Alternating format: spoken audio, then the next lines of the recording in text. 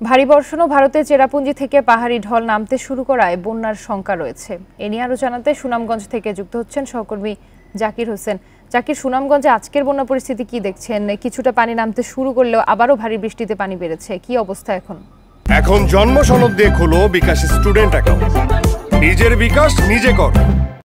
দেখুন, জুন মাসের মাঝামাঝি সময় যে সুনামগঞ্জে বন্যার সৃষ্টি হয়েছিল, সেই বন্যার রেশ কাটতে না কাটতেই কিন্তু গতকালকে থেকে মুষলধারে বৃষ্টি হওয়ার এই মুহূর্তে সুনামগঞ্জের সুরমা নদীর পানি কিন্তু আজকে সকাল থেকে প্রায় 6টা থেকে এখন পর্যন্ত 21 সেন্টিমিটার বৃদ্ধি পেয়েছে, যার ফলে এই মুহূর্তে সুনামগঞ্জে সুরমা নদীর পানি বিপদসীমার 3 সেন্টিমিটার উপর দিয়ে প্রবাহিত হচ্ছে।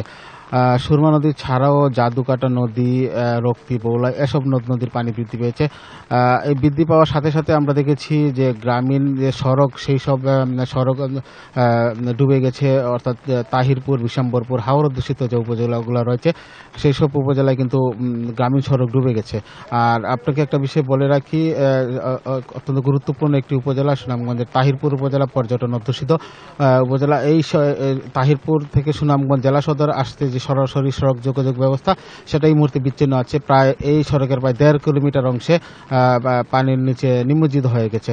তো বন্যার যে আশঙ্কার কথা বলা হয়েছিল, আসলে যেহেতু সুরমা নদীর পানি বিপদসীমা অতিক্রম করেছে, সেহেতু সুরমা তীরবর্তী যে আবাসিক এলাকাগুলো রয়েছে, অর্থাৎ তেগুরিয়া, বড়পাড়া, মল্লিকপুর, এইসব এলাকায় আমরা দেখেছি পানি প্রায় প্রবেশ করতে শুরু করেছে। অন্যদিকে সুনামগঞ্জ সদর উপজেলার ইব্রাহিমপুর, সদরগড়, জগন্নাথপুর এইসব গ্রামে আমরা গ্রামের বিভিন্ন বাসাবাড়ির আঙ্গিনায় কিন্তু পানি প্রবেশ করতে শুরু করেছে। তো যেভাবে এই মুহূর্তে এখন পর্যন্ত, গতকালকে রাত্রে থেকে এখন পর্যন্ত বৃষ্টিপাত অব্যাহত আছে, এই এবং পাহাড় সেই সাথে যুক্ত হয়েছে পাহাড়ি ঢল এবং ভারতের চেরাপুঞ্জি যে বৃষ্টিপাত হচ্ছে, এমন বৃষ্টিপাত অব্যাহত থাকলে কিন্তু সুনামগঞ্জ শহরে পানি প্রবেশ করতে পারে, এরকম একটা আশঙ্কা করা হচ্ছে। আমরা কথা বলেছিলাম পানি উন্নয়ন বোর্ডের নির্বাহী প্রকৌশলী মোহাম্মদ মামুন হাওলাদের সাথে।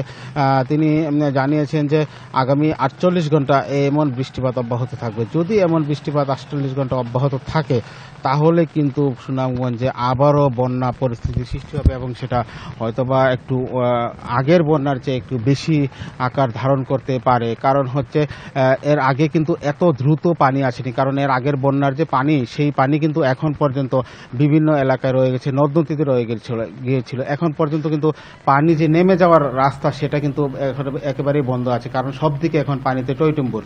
তো সার্বিকভাবে আমরা বলতে পারি বন্যা যে বৃষ্টিপাত অব্যাহত থাকলে বন্যা পরিস্থিতির অবনতি হবে। এই ছিল আমার কাছে সুনামগঞ্জের বন্যা পরিস্থিতির সর্বশেষ। সুনামগঞ্জ থেকে জানাচ্ছিলেন সহকর্মী জাকির হোসেন।